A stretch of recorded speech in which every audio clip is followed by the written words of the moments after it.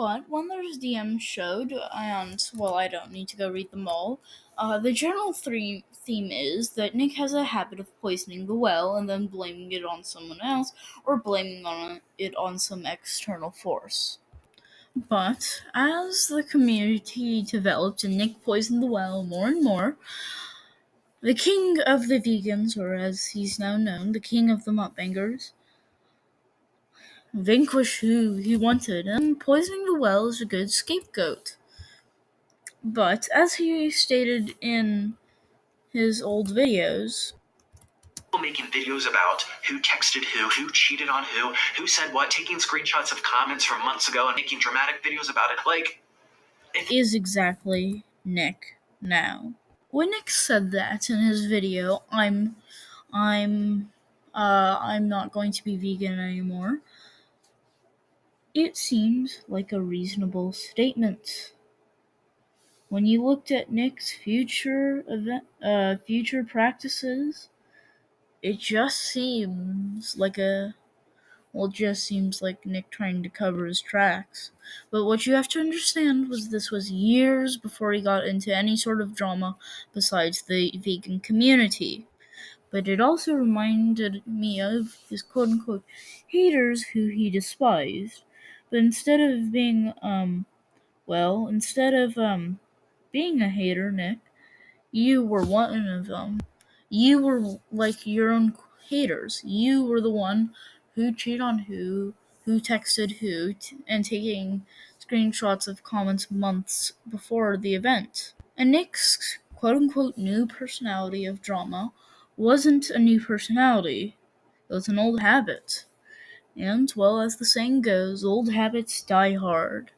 So was Nick about to go quell them? As Nick had tarnished his reputation and people were attacking from all sides, from the comments to the dislike button and tweets and Instagram posts, we can see how Nick's evolved, getting into drama with the original Stars Divine Munchie, and then getting into more drama with more recent characters.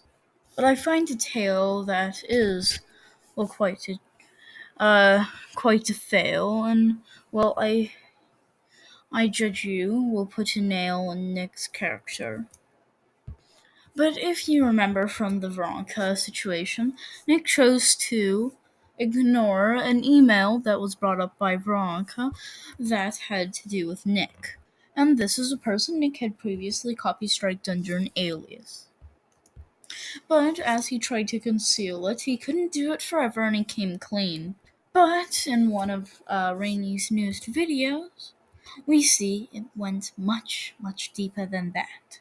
Let's see. Basically, I want to say that Nick Hikado's been doing this to people for a very, very, very long time, and a lot of people have been using my footage and other people's footage recently to prove that, because these things are starting to surface, and I think people, now that Nick Hikado's kind of been exposed a little bit, people are feeling more comfortable about coming out and telling their stories about what he's done to them. And so I think I am the first person, at least on YouTube, that he has started this attacking pattern of his with. He would eat like 19 avocados in a mukbang, and he was in this community called the low fat raw vegan community. Low fat, high carb, that's what we eat, right? And he's eating a ton of avocados, so he had people being like, yo bro, you should probably not eat so many avocados. And being Nick, he takes everything super personally, didn't like that one bit, so he was at war with this community, right? And so he was making drama videos about how he can eat high fat and it's fine and blah blah blah. And yeah, I agree. You can eat however you want. That's not where our beef came from. Our beef came from him using this drama on Facebook to plug his YouTube channel. I just felt like it was shady. It wasn't done with integrity. But I came up to him in private message and said, yo, inspect your integrity. You're making a lot of drama on Facebook and using it to plug your YouTube channel to get more views. I felt like I was friends enough with him where I could give a little constructive criticism. But no, I couldn't. That was a big mistake. That really, really pissed him off. Yes, and he comes with... And, well, using Nick's strategy, or a variation of it, and I'm calling Nick's strategy using receipts, he has some receipts of his own. That I get a strike on my YouTube channel. It says Carlos put a strike on this video, said that you used footage that was his. It was actually a YouTube video where I did use somebody else's footage. I didn't really know what I was doing back then. I shouldn't have done it. But it wasn't Carlos Plaus. It was not somebody named Carlos Plaus's footage. So I look into Carlos Plaus. I find out that the only comments it's ever made, the only channel it's had any engagement on is Nikocato's, and the comments were ridiculous. They were like, "Oh my god, you're so amazing. You're like the coolest YouTuber ever." And it became painfully obvious that it was a fake account, and Nick was using it to not only put a strike on my channel, but to garner support, fake support on his own channel. And so I asked him, "Hey Nick, this Carlos Plaus guy seems to like you a lot. Will you ask him to, maybe because he's so much your fan, will you ask him maybe to please take this strike off my channel?" And he's like, "Yeah, sure, of course." And he's like, "Oh," after like a week went by or something, he's like, "Yeah, I tried. He didn't answer." I have a whole video about this. You can watch the details about this. But basically, I say, as a way to kind of get this copy strike off my back and also kind of prove that it's Nick, I say, "Hey, it's okay. I know how I can find out who it is. I'm a computer nerd. I'm a hacker. I can find out his IP address as soon as I dispute the claim." 10 minutes after I send that to Nick, the claim is taken off my YouTube account. Obviously, Nick, who did it? Nick and Orlin are totally ridiculous. They keep asking me to do things for them. Eventually, I'm like, "Okay, no. You put a strike on my channel. I'm not doing anything for you. Maybe in the future, if you apologize and Nick's really nice to me for a while, I'll start being friends with you guys again." So Nick doesn't say anything until I think the 2015 Woodstock Fruit Festival, where he comes up to me on the first day, says, yeah, he admits that it was me, that it was him. He apologizes, and he tells me that he did it because 2 reasons. One of them I will not mention because I feel like it's too personal, but one of the reasons is because he was jealous of my camera equipment and my YouTube channel, my skills, and blah, blah, blah. So that kind of says a little bit of something. His whole relationship with me, all he talked about was my video equipment, my stuff, my blah, blah, blah. And he was upset, obviously. I think this is something he does. He gets upset by something and then attacks. And this is his pattern. Ultimately, So, it's more that Nick was insecure about his camera equipment and therefore decided to strike. A very logical thing to do. And later, what's his name? Rainey then claims that Nick had made positive videos, positive. As soon as he interacted with him, he tried to destroy a raw vegan festival because he wasn't, because he was raw vegan, and the community said, had some things to say, and to quote Rainey, they were some stupid things, but Nick alleged like they would take coconuts out of the trash and make food with them, and that they would starve their guests. Then he says this. I'm their videographer, and so I'm making a video to defend them. I'm working with them to defend them. And here's where I mess up. I make the mistake of talking on Facebook about making this video. I say, hey, I'm going to make this video. I'm going to work with a doctor to prove that he's lying about the herpes thing. That's not what I should have done. I should have kept it private and just come out with the video. All of this would have been very different had I done that. But no, I had to let people know that I was making the video, so it alerted Nick. So what he did was made a 40-minute long video to try to get people to distrust me. It's like a war with this kid. Like, if you slip up a little bit, he's going to take advantage of that to the fullest to try to destroy you, to ruin your reputation, to get people to not trust you. And I think this is the first time he did it, unless he was doing this in high school too. Who knows? So he then shows that an apology of Nick's, and he assumes that it's because he took fire from other vegan creators like Martin Lewis. Now, I have a few other fake accounts where they're run by me, but it's not really me. They have like no photos, or it's like a random photo. Some of them have friends, some of them don't. It's a technique that I learned from them, which is ironic, to have other accounts to help you along, start controversy. Make fun of yourself, have your fans or followers defend you. It stirs things.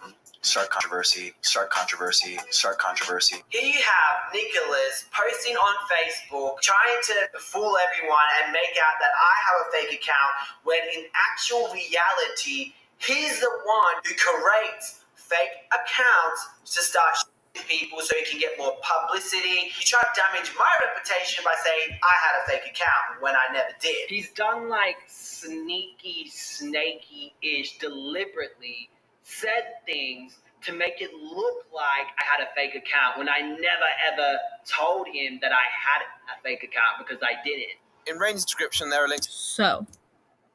So Rainey's video I prefer because, well, it's just a better video, but it does prove that Nick's behavior started early, and he sources the Woodstock video in the description. God help me. Obviously, the festival's struggling, and I want to draw in people by making videos. My videos have gotten tens of thousands of views. It's gotten more views than the official Woodstock promo video. There are people from my gym, people that follow me on YouTube that said, I'm going to come to the festival because of these videos. This looks like amazing. It was basically a promotion show for them because I did have a good time, and I was happy to be there as Mike Velocity's assistant, but at the same time, that doesn't mean I didn't see all the shit that went on. And, I feel like people deserve to know the truth. So, then he flashes up a thing saying how I got herpes. The Woodstock chef ordered Orlin and other people to go digging through the garbage cans to find coconuts that they were just going to blend up and to turn into a cake. Their cake was made from the trash, and it wasn't until that festival ended that Orlin now has what we call hoppers, because they hop from place to place. He has herpes in his mouth. He's never had herpes. And a lot of you are going to be like, oh, well, that's common, that's this and that. It's like, no, this is malpractice. They could get sued for this. They're feeding people shit from the trash. So, Nick, why didn't you sue them? There's been a lot of talk. So, in a video from Brianna Jackson, she says this. Fucking no. You're not going to know the full story, but you're going to hear some of the shit that he said to me. But you don't realize how you come across to people. You look like a miserable, wet dog. Even Ellie said she's always asking you. And you have this disgusting scowl on your face all the time when we're going out to restaurants. Look, Brianna, if you're antisocial, and you're so fucking out of it sometimes. You didn't see the camera in the kitchen recording me, asking you questions. You didn't see any of it. I have dozens of videos of you treating me like shit, ignoring me, giving me smart-ass responses. The combo of you asking me why, the combo of me asking why you lied about the collab video, the parts of the mukbangs where you act like a negative bump in the log. I have all of it. You acted like an entitled brat. So, I have the screenshots. I have Ellie's phone call recorded. You have made both of us uncomfortable. Once again, it has this. So, Nick held so-called evidence over Brianna's head just to go manipulate her. And I tend to not like that. Meaning, Nick used an accusatory tone to manipulate her, and even though we only have one side of the story, this just seems like an awful thing, especially about the comments about how she appears, because Nick apparently has the so-called evidence, and then will use a passive-aggressive tone to insult her appearance and how she just has this scowl. And by looking at Sydney's videos, I can tell you she does not have a scowl.